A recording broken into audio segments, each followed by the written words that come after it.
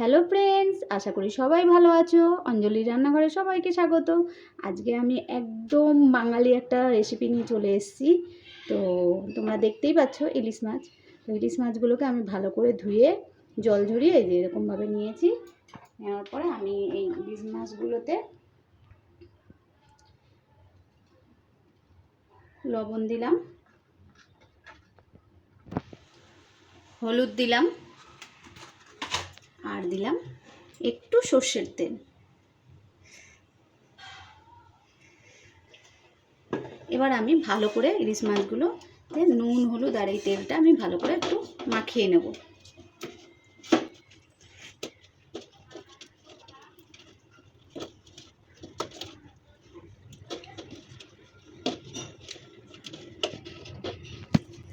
তো এটা আমি কিছুক্ষণ মেখে আমি এটাকে সাইড করে রেখে দেবো। আমি একটা মিক্সিং জারে আমি এই যে আগে থেকে ভিজিয়ে রেখেছিলাম 2 চামচ পোস্ত, এটা আমি দিয়ে দিলাম।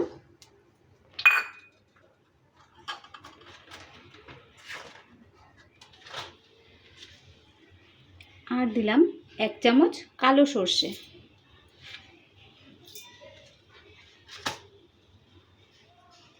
দুটো কাঁচা লঙ্কা দিলাম। তোমরা যদি ঝাল আরও খাও তো তোমরা আরও কাঁচা লঙ্কা অ্যাড করতে পারো এতে। তো আমি কাঁচা লঙ্কা দেবো আবার পরে, তোমরা দেখতে থাকো, তাই আমি 2টো কাঁচা লঙ্কা দিলাম। আর এটাতে আমি একটু লবণ দিলাম। এটা আমি ভালো করে পেস্ট করে নেব।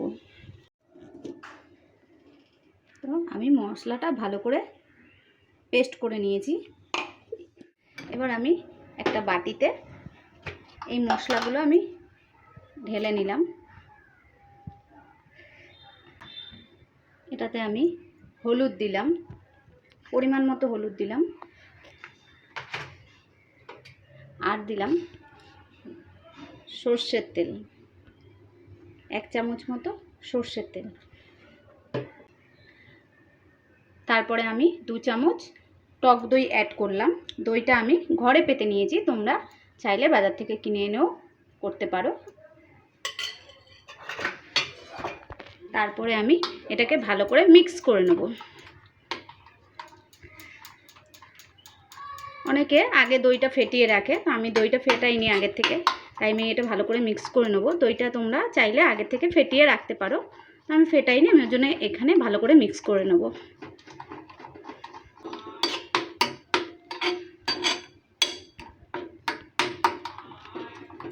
এটা আমি ভালো করে ফেটিয়ে নিলাম। এবার এটা আমি সাইড করে রাখলাম। তো বন্ধুরা, আমি পরে কড়াইটা বসালাম। বসানোর পরে আমি তৈরি করা মশলাটা আমি এর ভিতরে দিয়ে দিলাম। তারপর আমি এই যে নুন হলুদ আর একটু সর্ষের তেল দিয়ে মেখে রাখা এই মাছগুলো আমি সাজিয়ে দিলাম।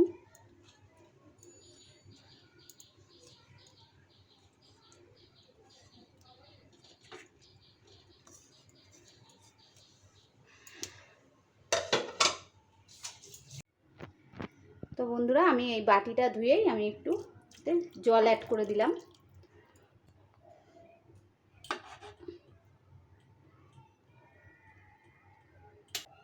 আমি আরও গোটা কাঁচা লঙ্কা 4টে এতে দিলাম। দেওয়ার পরে আমি এটা ঢাকা দিয়ে দিলাম, আর এটা আমি মিডিয়াম ফ্লেমে 5 মিনিট হতে দেব।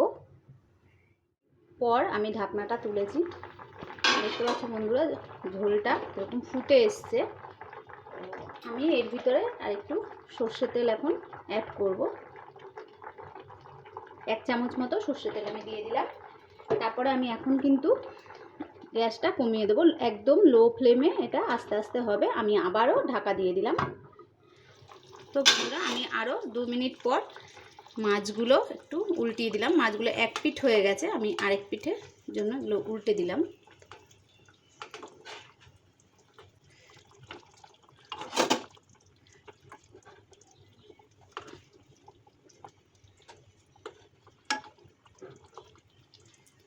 মাছগুলো আমি উল্টে দিয়ে আমি আবার লো ফ্লেমে আঁচটা রেখে আমি আবার ঢাকা দিয়ে দিলাম। এটা এবার আস্তে আস্তে হোক। আবার আমি একটু ঢাকনাটা সরিয়ে দেখব। তো তো এখন দেখতে পাচ্ছ বন্ধুরা গ্রেভিটা অনেকটাই গাঢ় হয়ে এসছে। তো তারপরে আমি এটাতে একটু সামান্য পরিমাণে একটু চিনি অ্যাড করলাম।